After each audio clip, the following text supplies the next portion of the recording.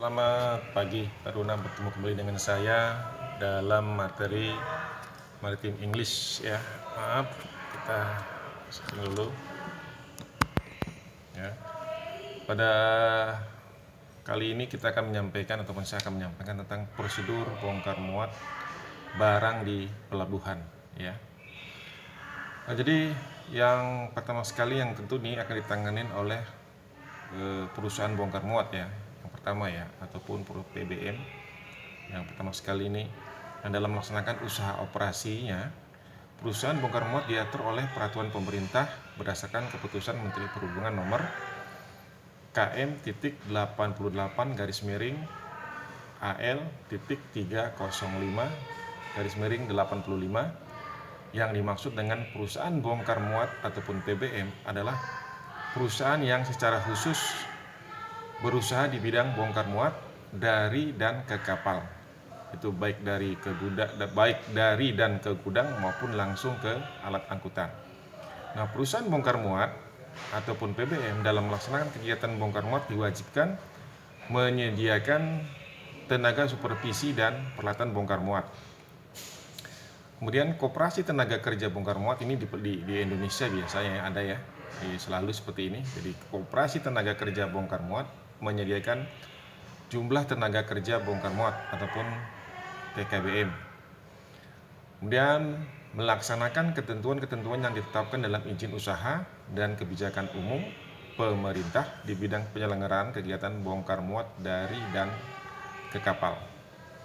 Kemudian selanjutnya yang kedua, memenuhi batas minimal kecepatan bongkar muat yang telah ditetapkan ataupun yang telah diterapkan pada setiap pelabuhan. Ya. Yang berikutnya berlakukan tarif yang berlaku sesuai peraturan. Nah, ini ada tarifnya ya bongkar muat ya. Apakah itu barang curah, barang berupa kontainer, terus ada barang-barang lain yang cair, apa itu sudah ada ketentuan dalam peraturan tarif-tarifnya ya. Nah, ini tentu akan diurus oleh perusahaan bongkar muat. Jadi bukan orang kapal lagi ya, itu bongkar muat di pelabuhan. Kemudian meningkatkan keterampilan kerja. Bertanggung jawab pada perusahaan, bertanggung jawab kepada setiap kerusakan alat bongkar muat ya di kapal yang disebabkan oleh kesalahan kelalaian orang-orang yang bekerja di bawah pengawasannya ya. Bentar, saya apakan dulu sedikit gangguan ya. Lalu selanjutnya menyampaikan laporan kegiatan usaha secara berkala kepada, kalau dulu namanya administrator pelabuhan ya, setempat berupa laporan harian, bulanan, dan tahunan kepada Direktur Jenderal Perhubungan Laut. Kalau sekarang sudah melalui otoritas pelabuhan ya, dulu namanya administrator pelabuhan, di mana situ tergabung di bawah administrator pelabuhan. Dalam administrator pelabuhan itu ada yang melaksanakan kegiatan lalu lintas angkutan, kemudian pengawasan dan sebagainya. Tapi kalau sekarang sudah ditangani oleh otoritas pelabuhan yang sesuai dengan peraturan yang baru ya. Kemudian mentaati segala peraturan perundang-undangan yang berlaku ya. Terus hal-hal yang perlu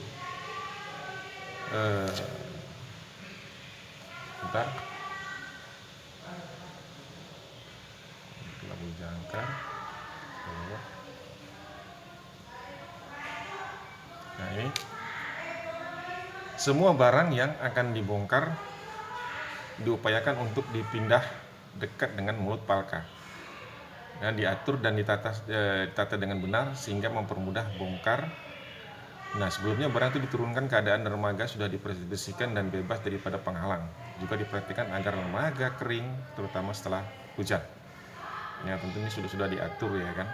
Nah, ketika kita mau bongkar muat di pelabuhan tertentu, ini di daerah-daerah itu sudah harus bersih ya, baik aku pernah hujan, sudah kering dan sebagainya ya kan. Kemudian peralatan bongkar muat di kapal dinamakan boom ataupun derek ya kan. Ini di kapal punya derek ataupun kran ya, untuk memindahkan barang dari kapal ke darat ataupun sebaliknya gitu ya kan. ataupun memakai fasilitas pelabuhan yang ada di tempat seperti crane ataupun gantry crane yang cukup besar apabila barang-barang sudah ditentukan di situ. Kemudian peralatan bongkar muat di kapal dinamakan bom atau derek tadi ya. Operasi derek terdiri daripada 4 langkah, yaitu ya, ini harus ingat juga ini, mengaitkan seling muatan pada gancu ataupun hook di dalam palka ini. Kalau ini barang-barang yang dikemas dalam karung goni ya, karung ataupun goni ya. Tapi kalau di kontainer dia sudah langsung ikatkan aja di cantolannya daripada kontainer, sehingga bisa sudah langsung dipindahkan ke darat ya. Dan memindahkan gancu, kalau memindahkan gancu ini masih berarti ini barang ini kalau dulu masih berupa barang-barang dalam karung ataupun dalam goni ya, di palka ke dermaga ataupun isi kapal ya kan. Jadi melepaskan seling muatan dari gancu ke di dermaga, muatan diletakkan di atas dermaga ataupun kendaraan pengangkut ataupun truk ya. Mengembalikan gancu dari dermaga ke palka untuk melanjutkan kegiatan berikutnya ya. Kita lihat di sini.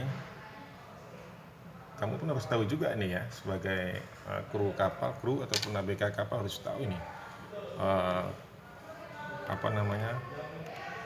bagaimana cara kerja daripada suatu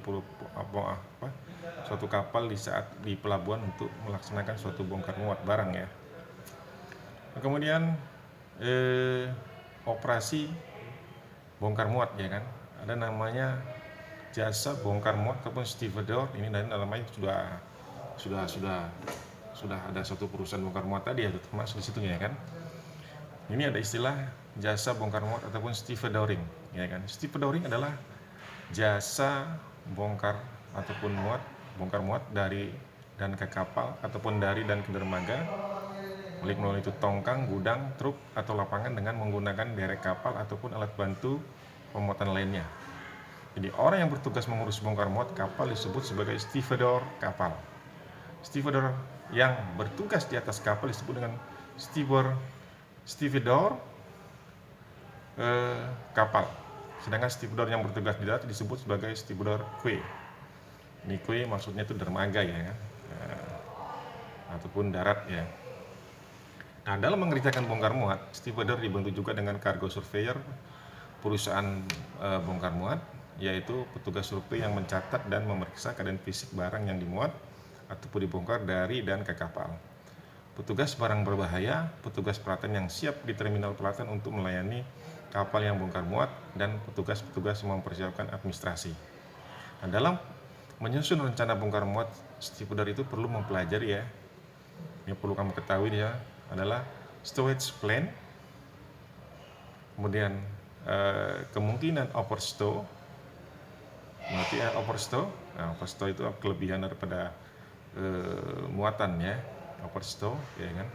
Dan muatan berat dan kapasitas dari barang pemuat kapal. Perlu tidaknya memakai shore crane dari darat, perlu tidaknya floating crane untuk muatan berat, cukup tidaknya jumlah gang ataupun jumlah pekerja ya, ada tidaknya controlling hatch yaitu palka dengan muatan terberat, kemudian ada tidaknya muatan berbahaya, kemudian alat-alat apa saja yang akan digunakan, berapa geng tenaga kerja bongkar muat yang dibutuhkan, ada tidaknya peti kemas di antara brig, bulk, cargo, dan juga apakah perlu mempekerjakan lembur atau tidak ya. Jadi ini tugas daripada stevedore ya kan, yang di kapal maupun yang di darat itu harus punya perencanaan seperti itu ya kan. Kemudian pada saat meletakkan posisi barang-barang itu, misalnya tujuan pelabuhan dari Belawan ke Tanjung Priuk ya, kemudian Tanjung Priuk dari Belawan ke Palembang, Tanjung Priuk. Nah, ini barang-barang yang tujuannya di pelabuhan terakhir ataupun di Tanjung Priuk, bisa katakan itu diletakkan di paling bawah. Jadi karena kapal ini mau tujuan ke Palembang, kita letakkan di bagian yang paling atas untuk memudahkan daripada pembongkaran. Seperti itu ya. Jangan nanti yang di tujuannya pelabuhannya atau terbalik, tujuannya pelabuhan barang tujuannya ke Palembang tapi diletakkan di paling bawah gitu ya kan, ataupun diletakkan pada posisi pelabuhan terakhir. Jadi ini akan mempersulit ya. Jadi misalnya kita melakukan 2 kali persinggahan dari Belawan katakanlah ke Palembang, Palembang ke Jakarta. Jadi pelabuhan yang barang-barang yang tujuannya ke Tanjung Priuk ataupun ke Jakarta kita letak di bawah, di belakangan. Kemudian untuk yang tujuan Palembang kita letakkan di atasnya. Jadi ketika sampai di pelabuhan Palembang itu kita turunkan lebih mudah. Kemudian dilanjutkan oleh pelabuhan terakhir yaitu Tanjung Priuk dengan barang-barang yang sudah kita atur sedemikian rupa. Ya, jangan terbalik ya. Terus kita lanjut setelah data informasi diolah. Ya, ini kita naikkan dulu ya. Nah, ini. Setelah data ataupun informasi diolah, langkah berikutnya adalah melakukan persiapan sebagai berikut. Tadi ada perencanaannya untuk stevedore, dan ini adalah langkah-langkah persiapan berikut. Jadi stevedore ini akan menunjuk petugas ataupun petugas supervisor yang terdiri daripada stevedore, chief tally clerk. Kamu harus tahu chief tally clerk ini apalah, juru hitung, tukang kira lah. Kemudian foreman itu mandor, kemudian tally clerk yang mencatat seperti saya tadi, mistri ataupun tukang kayu, watchman pengawas yang akan mengerjakan kapal.